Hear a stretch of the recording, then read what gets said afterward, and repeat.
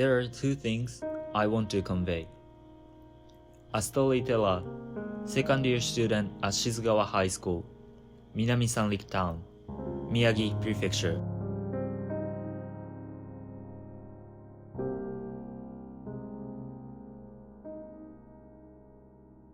At that time, I was a first-year middle school student, preparing for the graduation ceremony at school.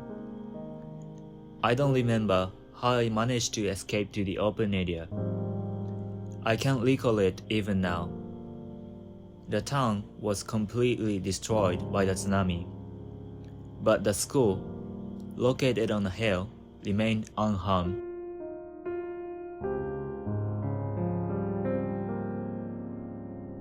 That day, I couldn't contact my family and spent the night in the gymnasium.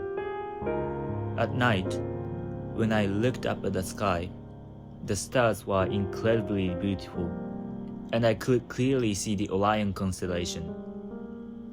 It faintly reminded me of the time when I gazed at the stars with my mother when I was a little child.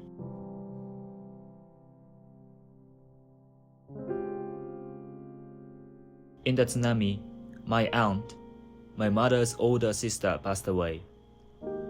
Inside her wallet, there was a photo of me at the age of 3 and her together. She had always adored me, her niece, so much. Even though I loved her dearly, I never once said thank you to her. That regret has been eating away at me ever since, and I still deeply regret it.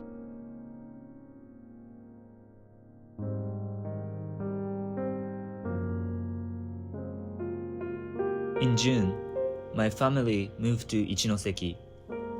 Before that, I had disliked Minami Sanrik so much.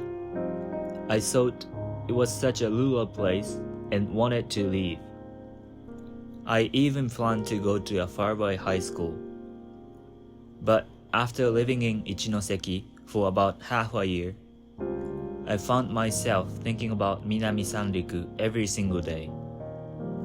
Even though it's just a rural place with nothing but the sea and mountains, I couldn't stop wanting to return. Eventually, I convinced my parents, and in July the following year, we moved back to Shizugawa.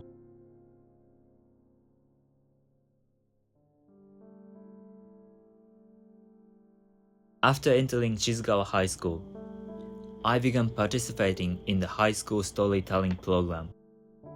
It's an activity where we talk about our experiences during the disaster, the life we've lived since then, and our thoughts to people gathered in various places. At first, there were many other members, including seniors and students from other schools, but gradually, they all got busy with club activities or studies. Now, I'm the only one left, continuing this on my own.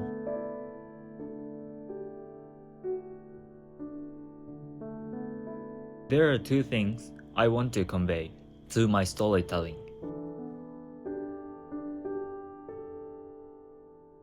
One is to always express gratitude to those close to you in your daily life. The people we care about can suddenly disappear one day. So if you don't express your feelings while you still can, you end up with deep regrets like I did.